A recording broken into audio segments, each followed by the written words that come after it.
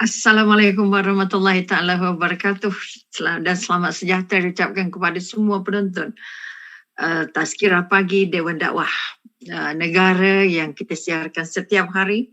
Mudah-mudahan apa yang kita jalankan ini merupakan satu daripada ibadah untuk menggerakkan lagi, menggiatkan lagi program dakwah negara.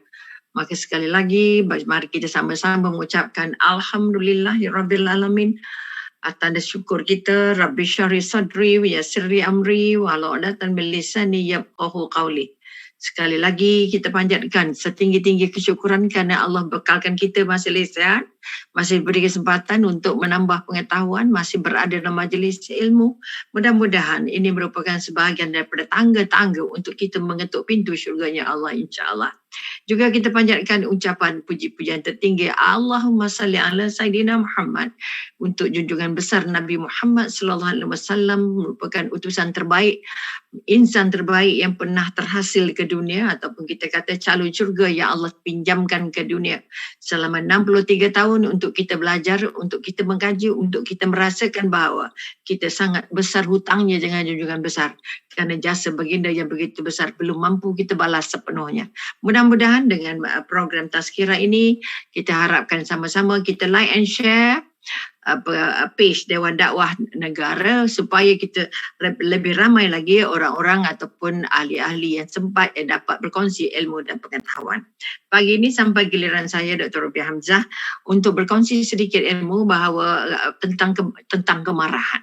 Sebab Umi banyak lagi masih fokus membangun akhlak, kerana akhlak merupakan modal pertama ataupun menjadikan penentu kepada iman kita. Maka melihat kepada karakter-karakter yang kita ada dengan ujian-ujian yang Allah bekalkan dengan COVID dan sebagainya, dengan perintah-perintah terkurung, tak terkurung dan sebagainya, dan dibekalkan Allah dengan ujian-ujian yang namanya kesulitan, yang namanya cabaran, yang namanya ujian, maka terlalu besar kesempatan-kesempatan untuk kita di lambung-lambung iblis ataupun syaitan, sehingga marah menjadi satu daripada modal untuk kita mendapat apa yang kita impikan.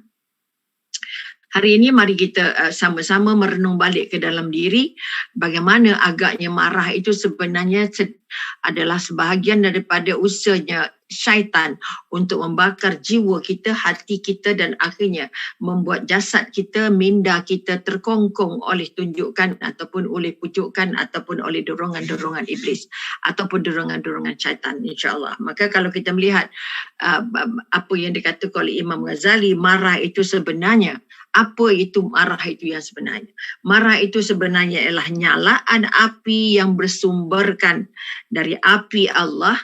Marah adalah nyalaan api yang bersumberkan dari api Allah yang menyala berkobar-kobar serta menjulang tinggi hingga naik ke hulu hati. Ini konsep marah yang kita ada. Macam mana keadaan tubuh kita, macam mana keadaan jasad kita ketika kita sedang marah. Kita sedang marah bermakna api sedang berkobar-kobar, menyala masuk ke ulu hati.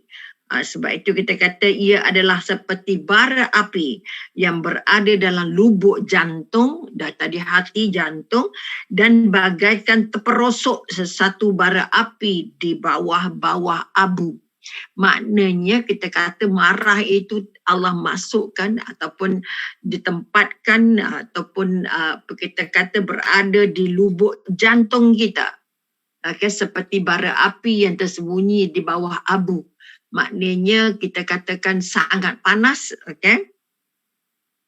Maka sebab itu kita katakan marah itu ditimbulkan. Apa sebabnya? Ditimbulkan oleh rasa curang, rasa bongkak, rasa dengki yang terpendam di dalam kalbu orang-orang yang curang dan durhaka. Curang dengan Allah, curang dengan manusia, durhaka dengan Allah, durhaka dengan manusia. Maka akhirnya marah itu seperti percikan api. Okey, seperti percikan api, pancaran api dari batu yang diketuk dengan besi.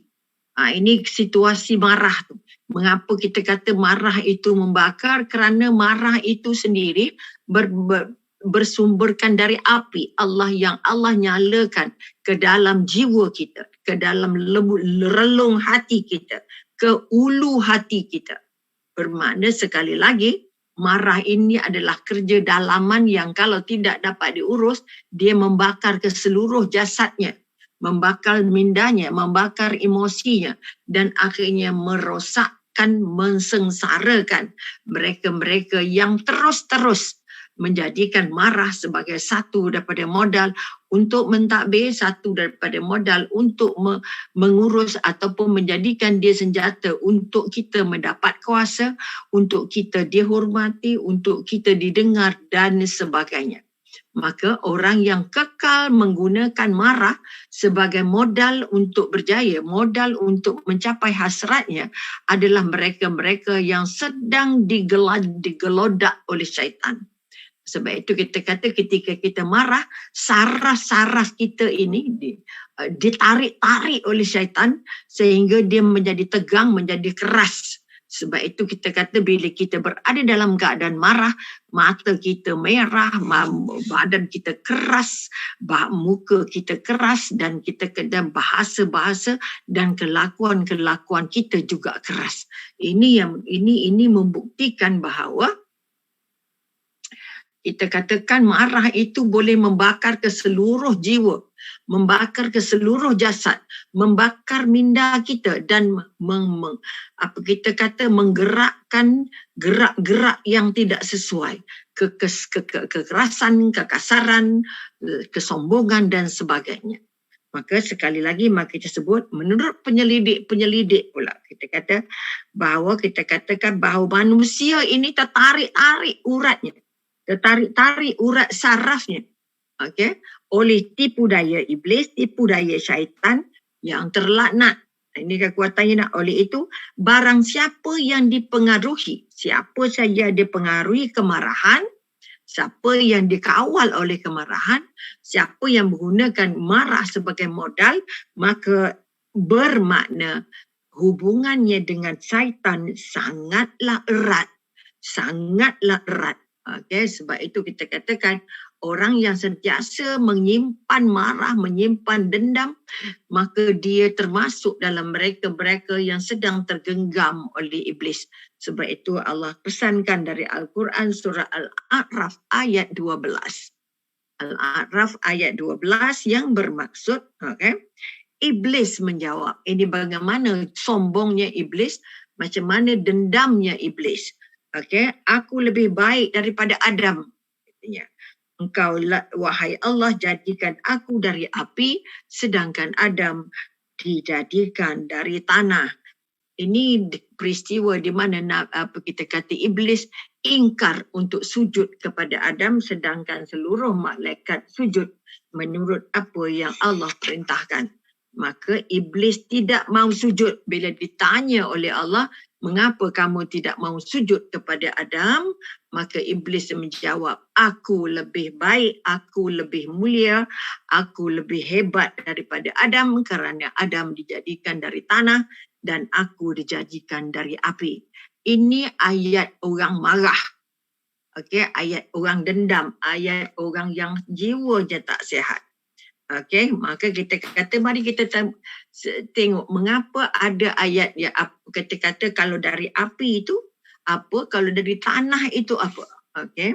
Kalau kita melurut sekali lagi, Imam Ghazali kata apa? Kalau kita melihat bahawa kalau dari api ini sifatnya memang membakar. Api ini sifatnya memang bergerak mencari bahannya untuk dibakar. Dan dia biasanya menyerang dan sentiasa dalam keadaan bergelora.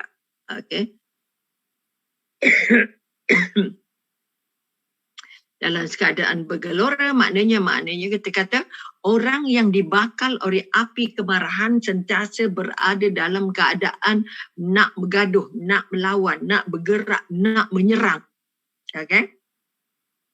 Dan jiwanya sentiasa dalam keadaan bergelora. Ini kekuatan yang kita nak angkat. Minta maaf banyak.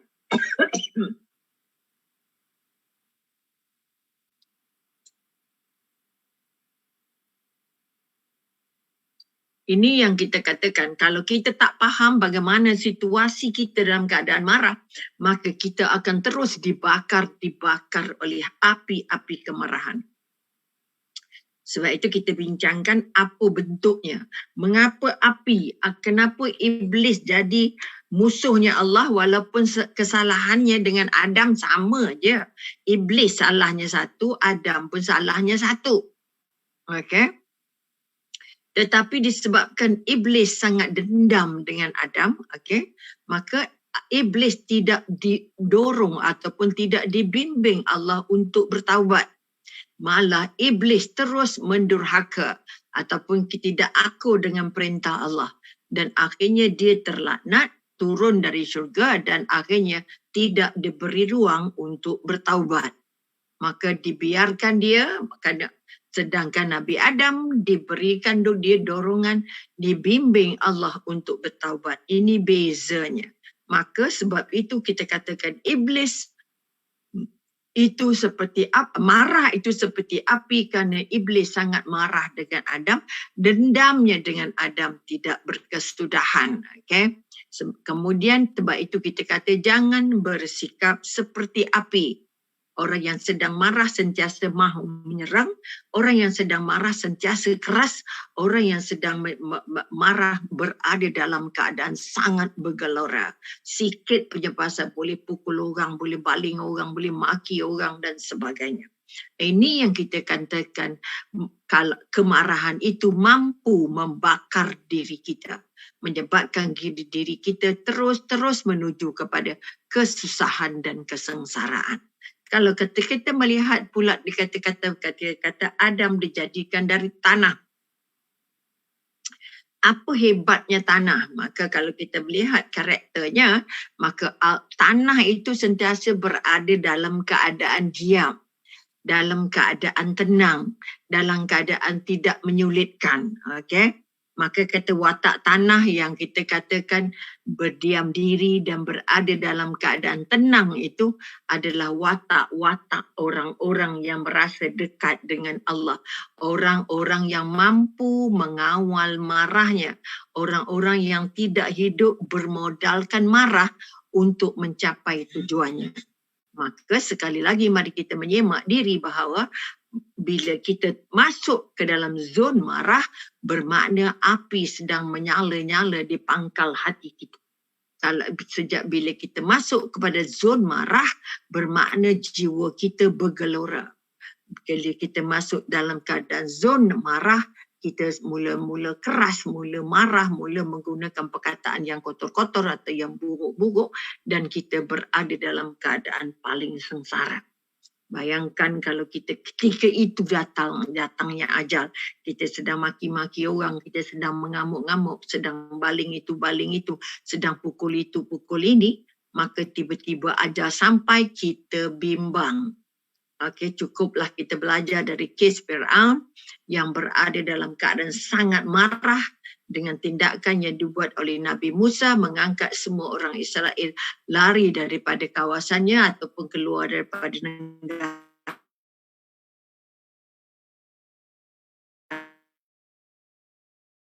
negaranya.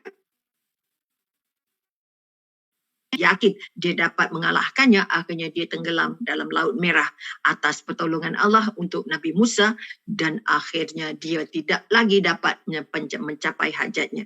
Maka kita kata Fir'aun mati dalam keadaan sedang marah. Sedang marah. Bila sedang marah, kita bimbang, kita tak sempat mengucap 2 kalimah syahadah.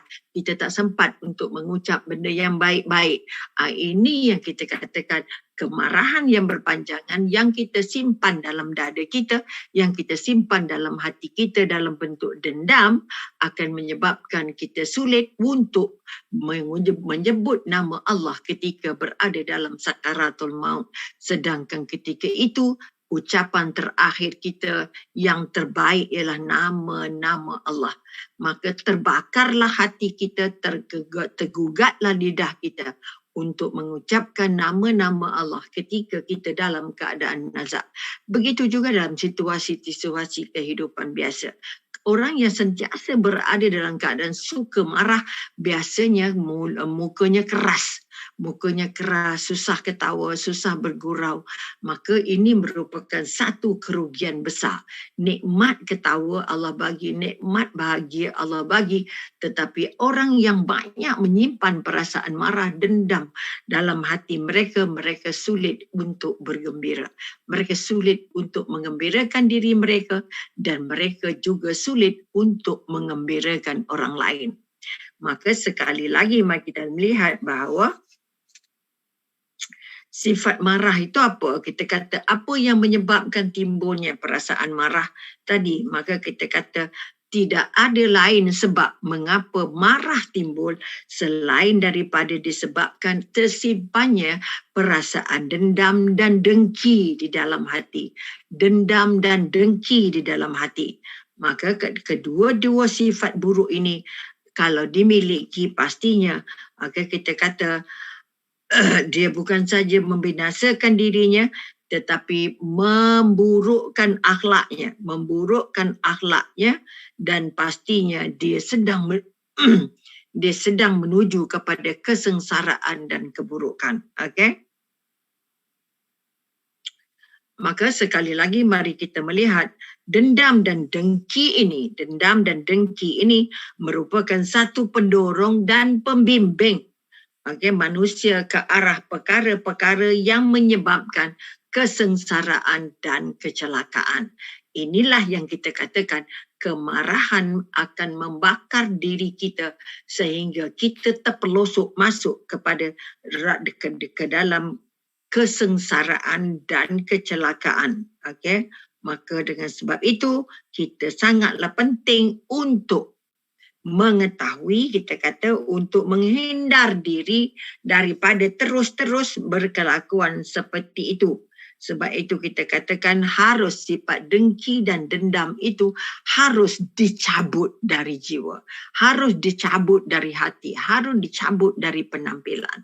Sebab itu kita kata cari kita duduk, cari kita berjalan, cari kita makan, cari kita bergaul, menggambarkan kita ada menyimpan dendam atau kita ada menyimpan dengki ataupun tidak. Dua benda ini paling senang untuk mendorong kita untuk marah. Okey, iaitu dengki dan dendam. Okey. Kemudian kita setelah kita kata dengan sebab itu sekali lagi pagi ini saya menyeru ataupun menyeru kepada semua penonton yang dipilih Allah ke dalam kita kata dalam page ini, kita jangan lupa like and share page ini untuk membolehkan lebih ramai ruang capai yang dapat dicapai oleh page ini supaya bertambah ilmu kita, bertambah baik kelakuan kita, bertambah taat kita dengan Allah dan bertambah bahagia kita beribadah. Ini tujuannya kenapa kita nak buang ataupun kita nak bimbing perasaan marah kita. Kalau mengikut Imam Ghazali, marah kita ada 3 peringkat. Yang mana yang Allah nak, yang mana yang Allah suka. Marah tidak boleh dibuang kerana marah itu senjata. Sebab itu dipesankan Nabi itu sangat lembut dengan orang mukmin tetapi sangat kasar, sangat tegas dan kita kata sangat serius, ataupun kita katakan sangat tegang menentang agama Islam. Maka marah ini penting untuk menjaga maruah, marah ini penting untuk menjaga kepentingan. Marah ini marah ini penting supaya kita tidak diperkotak-katikkan oleh manusia. Tetapi harusnya marahnya mestilah kalau kita melihat 3 ciri-ciri marah tadi, ada orang marah sambil lewa, acuh tak acuh. Okay? Ada orang marah anak sambil berjalan, ada orang marah anak sambil buat kerja, ada orang marah suami ataupun nak tegur isteri dalam keadaan yang tidak sesuai. Maka sekali lagi, mari kita melihat bahawa marah ini menimbulkan kesan negatif yang sangat besar kepada manusia dan kehidupan, kepada agama dan juga akhirnya menjejas akhirat kita. Okey. Jadi kita kata marah ini adalah perbuatan paling tercela, maka harus kita jauhkan. Sebab itu kita kata oleh kerana pentingnya marah ini, pada satu hari datang seorang pemuda Badui ataupun kita datang seorang pemuda berjumpa Rasulullah lalu bertanya, ya Rasulullah, apakah kebaikan-kebaikan yang mampu aku lakukan? Okay, walaupun tak banyak, dia tak nak banyak-banyak. Rasulullah beritahu, berikan saya perintah untuk mengerjakan saya satu amal yang baik. Itu maka Nabi jawab, tetapi saya mengharapkan yang sikit saja. Dia nak buat baik tapi dengan yang berat-berat. Itu dia minta dengan Rasulullah. Apa Rasulullah kata? La taghdab. La taghdab maknanya apa? Jangan engkau marah. Maka sekali lagi untuk menjadi hamba Allah yang baik, maka pertama tolong jangan jadikan senjata marah sebagai modal untuk kita terus berinteraksi dengan manusia. Maka kalau kata Nabi bagi nasihat jangan marah, maka nasihat itu juga adalah untuk kita, bukan untuk pemuda Badui tadi sahaja. Okey. Kemudian kita katakan diulang, apa lagi ya Rasulullah? Jangan marah. Apa lagi ya Rasulullah? Diulang Rasulullah ungkapan jangan marah, jangan marah, jangan marah ini kerana sikap marah-marah ini sangat-sangat bahaya. Okey. Kemudian mari kita tengok juga sabda Rasulullah dan yang diriwayatkan oleh Bukhari dan Muslim. Apakah? Maka kita kata siapa orang yang paling kuat itu? Okey. Apakah yang kamu anggap sebagai orang kuat? Itu ialah orang yang kuat bergelut. Maka para sahabat menjawab, orang yang kuat itu adalah yang tidak dikalahkan oleh orang lain dalam pergelutan. Itu sahabat kata, apa dia? Apa kita kata bila ditanya oleh Rasulullah, baginda sallallahu alaihi wasallam kemudian bersabda lagi, bukan orang yang hebat yang kuat itu bukan orang yang pandai, bukan kuat bergusti, bukan bermakna boleh kalahkan musuh itu jadi kuat, tak. Tetapi orang yang kuat itu kata Nabi ialah orang yang kuat itu ialah orang yang mampu bergelut dengan mampu bergelut, yang dapat memohon, kita kata menahan hati, dapat bergelut untuk dengan perasaannya, dengan fikirannya, dengan hatinya untuk membolehkan dia mengurus marahnya. Untuk membolehkan dia mengurus marahnya. Sebab itu sekali lagi, marah bukan main-main. Marah boleh menjerumuskan kita ke neraka dan marah juga boleh menyelamatkan kita untuk ke syurga. Oleh itu, oleh kerana kita tak tahu bila nak marah, kita tak tahu bila berhenti, maka sekali lagi, semak diri banyak atau dekat atau jauh dengan Allah. Banyak tak ibadahnya, makin taat ke makin jauh dengan Allah setelah bertambah umur misalnya. Maka sekali lagi, kalau kita melihat sahabat Ja'far berkata, marah adalah kunci dari segala keburukan. Maka orang yang menyimpan sifat marah ini, dia akan lebih mudah lagi untuk membuat keburukan-keburukan yang lain. Misalnya dia akan jadi seorang yang sangat ego, seorang yang sangat sombong, seorang yang sangat riak, seorang yang merasa dialah yang paling pandai, dialah yang serba tahu, dia merasa orang lain semua rendah, dia seorang saja yang tinggi, dia seorang saja yang berkemampuan, maka sekali lagi dia akan hidup dengan keakuannya, dengan egoistiknya. Dia merasa dia lebih dari orang-orang lain, dia merasa dia memiliki apa yang orang lain tidak miliki. Sebab itu Imam Ghazali kata orang yang ego ini, orang yang sombong ini, orang yang ujub ini, orang yang merasa dirinya lebih tinggi daripada orang-orang lain.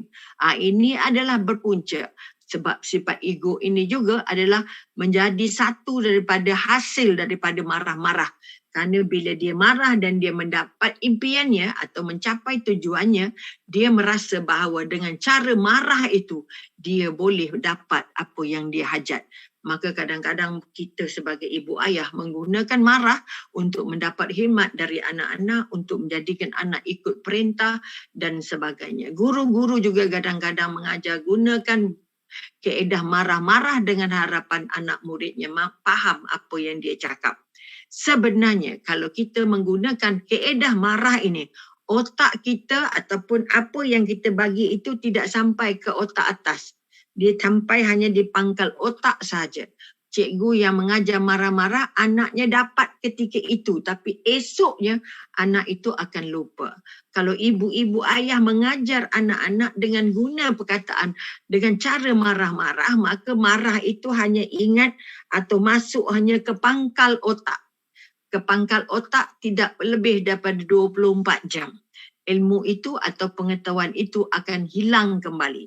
Kita kalau boleh nak hantar ilmu itu sampai ke otak depan kita.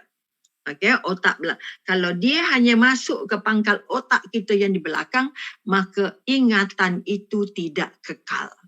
Maka sekali lagi, kalau kita menggunakan marah untuk mendidik, marah untuk mengajar, marah untuk memberi ilmu, maka ilmu itu tidak akan mampu bertahan lama kepada orang-orang yang kita didik. Ini satu lagi bahayanya. Maka sekali lagi kita kata, pertama tadi Rasulullah tanya pada sahabat, siapa orang yang hebat? Hebat bergelut. Ataupun kita pakai istilahnya bergusti begitu. Sahabat kata orang yang kuat bergelut itu orang yang tidak mampu dikalahkan ketika bergelut. Maka Nabi kata bukan. Orang yang paling kuat bergelut ialah orang yang paling mampu bergelut dengan perasaan marahnya hingga marahnya dapat dikawal. Ini di antara kekuatan-kekuatan yang kita nak angkat. Kerana apa? Sahabat Ja'far berkata, marah adalah kunci dari segala keburukan. Marah adalah kunci dari segala keburukan. Orang itu akan jadi sombong, orang itu jadi riak, orang itu jadi ujub, orang itu merasa dia istimewa, orang itu merasa dia berkuasa, orang itu merasa dia mampu melakukan apa saja, ataupun dia memandang orang serba rendah daripada dia. Maka ini di antara sifat-sifat cecerla yang banyak muncul hasil daripada orang yang menggunakan lesen marah untuk mengurus diri, marah untuk mengurus keluarga, menggunakan kaedah marah untuk mentadbir negara atau mentadbirkan jabatan. Maka sekali lagi mari kita semak. Kita boleh marah. Nabi mengangkat kata-kata egonya. Egonya itu ketika tertentu. Marah pada tempat yang benar. Marah pada situasi yang benar. Marah pada keadaan-keadaan yang benar. Junjungan besar sangat marah. Sekiranya hak Allah dihina. Hak Rasulullah dihina. Tetapi kalau hak peribadi dia tak kisah. Sebab itu sekali lagi kita nak bangun kekuatan bahawa ada masanya boleh marah. Tetapi jangan gunakan marah sehingga sepanjang kehidupan. Dalam sepanjang keadaan. Apa je hal marah. Sebab itu sebagai kaunselor sangat ramai isteri-isteri yang mengadu bahawa suaminya pandai bagan, suaminya suka marah-marah, suaminya suka maki-maki, suaminya suka pukul-pukul. Maka kita nak bangun kekuatan bahawa orang yang menggunakan modal marah untuk mengurus adalah orang paling bodoh. Tanda-tanda kebodohan seseorang ialah apabila dia ingin mencapai hajatnya, ingin mencapai tujuannya dengan menggunakan kaedah marah-marah. Sebab itu ramai ayah-ayah masa dulu kita kata hendakkan anaknya taat, dia boleh gunakan garangnya, menggunakan rotannya dan sebagainya. Tapi kita kata hari ini kalau anak-anak yang kita kata sentiasa dimarah, maka hilang cerianya, hilang bahagianya, akhirnya dia menyimpan dendam. Bila dia menyimpan dendam, satu hari dendam itu akan dikeluarkannya dalam bentuk yang lebih agresif lagi. Dia akan baling sana, baling sini, pukul sana, pukul sini. Dia akan maki hamun mak ayah dia dan sebagainya. Ini yang kita paling takut. Kerana itu peganglah prinsip marah-marah itu adalah punca dari segala keburukan. Mari maka sekali lagi. Ini kalau melihat daripada sahabat Ansar kata, pokok pangkal kebodohan. Ini yang saya kata tadi, orang yang suka marah-marah itu adalah orang yang bodoh. Seperti yang dikatakan oleh sahabat Ansar, pokok pangkal kebodohan ialah bersikap kasar. Orang yang kasar itu orang yang marah-marah. Okay? Dan pembimbing kepada sifat itu adalah perangai suka marah-marah. Jadi kalau kita barang siapa yang suka tetap bodoh, kita suka tetap bodoh, maka teruslah kekal dengan menggunakan konsep marah-marah ini dan dia tak perlu lagi bersabar. Jadi kalau kita nak bangun sebab itu Allah sangat mahal letak sabar itu di tahap paling tinggi. Siapa yang mampu mengamalkan sabar, dia layak masuk syurga Allah. Kerana apa? Marah ini menunjukkan bahawa orang itu tidak sabar. Orang yang tidak sabar, kita bimbang ibadahnya tertolak. Kerana sabar ini merupakan salah satu ciri orang-orang yang layak masuk ke syurga. Maka mari kita lihat. Maka kita katakan kalau kita terus bersikap begini, maka kita suka tetap bodoh dan tidak perlu mempunyai kesabaran, dan kesabaran bagaikan hiasan. Maka dia hilang hiasan.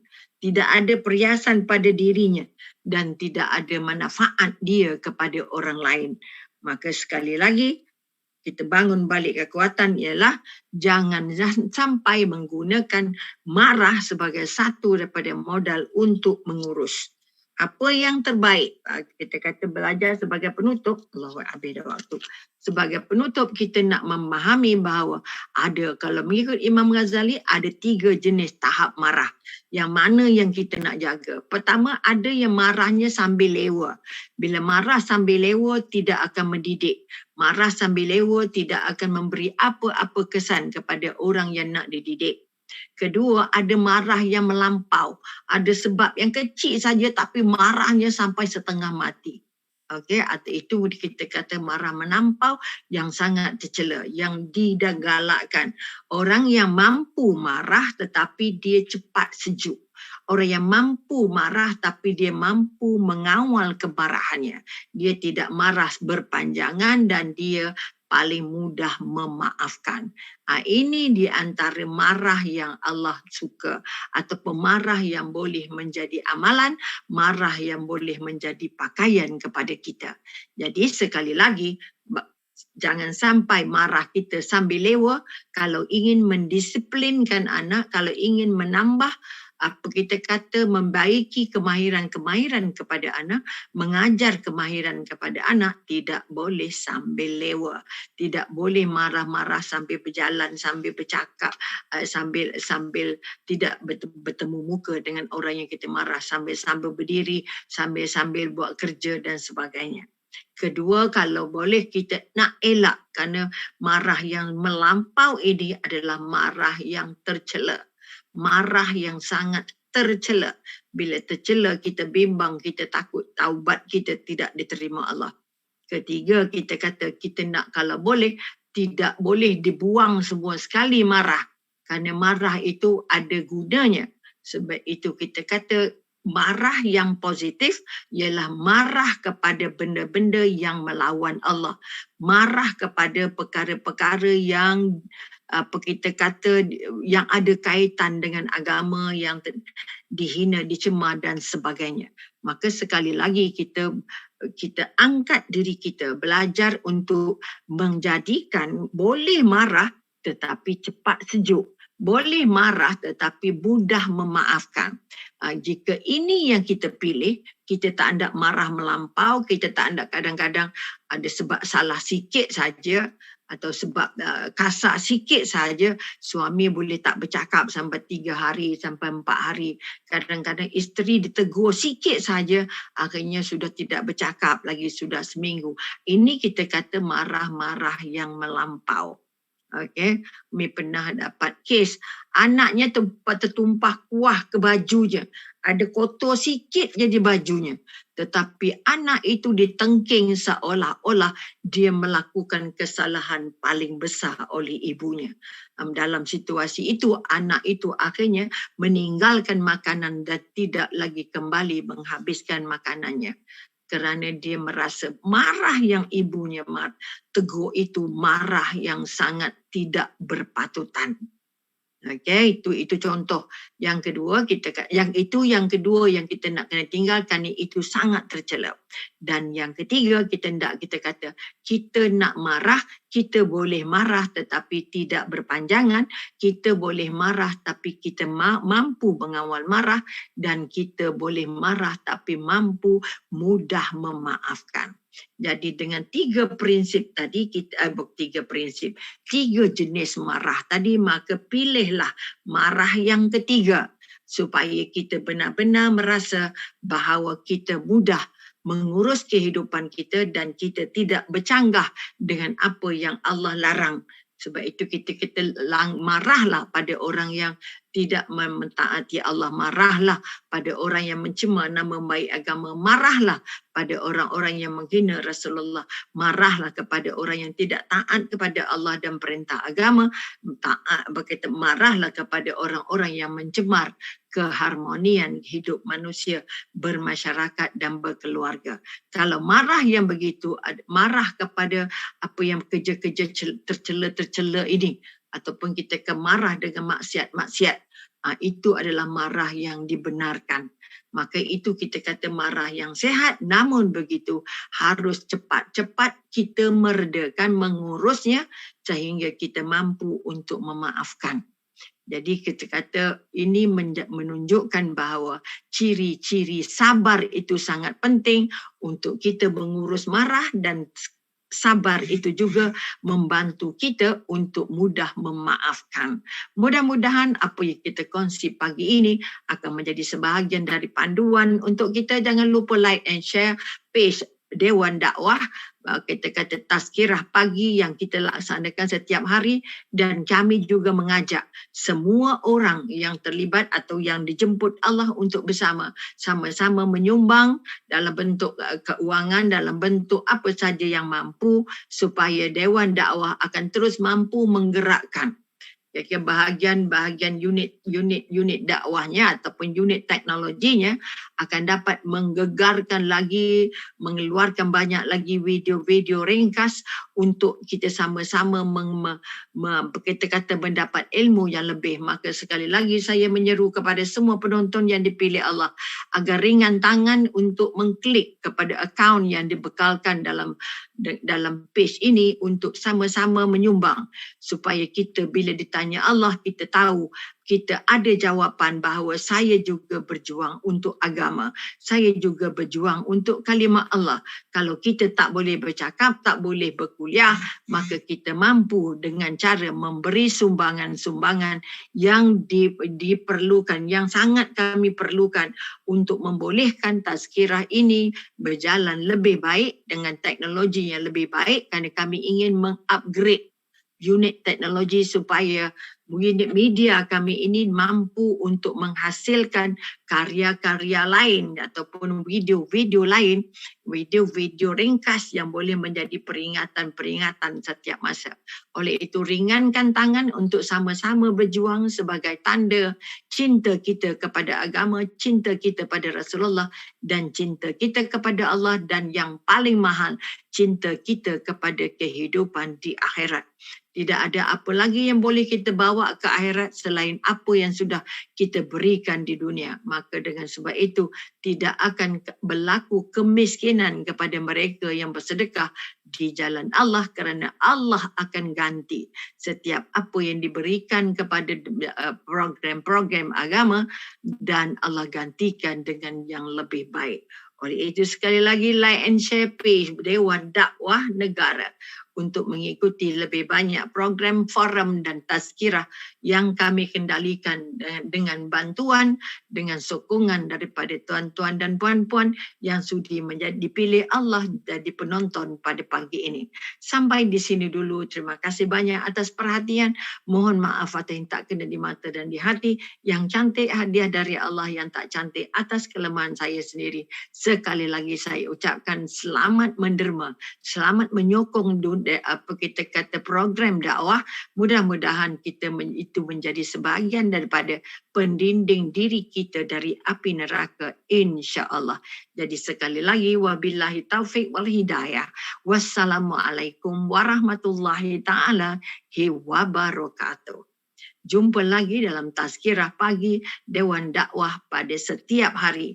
Mudah-mudahan bila program berjalan setiap hari, sumbangan kita juga berpanjangan setiap hari sehingga kita mampu untuk meneruskan sesi ataupun program Tazkirah Pagi ini hingga ke akhir hayat kita dan diperkembangkan kepada seluruh rakyat Malaysia, insya-Allah. Jadi sekali lagi, wabillahi taufik wal hidayah. Wassalamualaikum warahmatullahi taala wabarakatuh. Jumpa lagi insya-Allah.